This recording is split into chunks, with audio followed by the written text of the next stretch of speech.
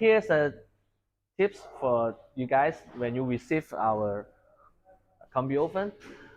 So after you get in the combi oven, take off the packing box, but don't open the door first. Use a banner, try to tie 4 nuts together. And the bottom here, there's one nut. Tight first, and then turn on, open the door. Okay. Also, our combi oven, there are two ways to open: left, right. And when you close the door, just pull it.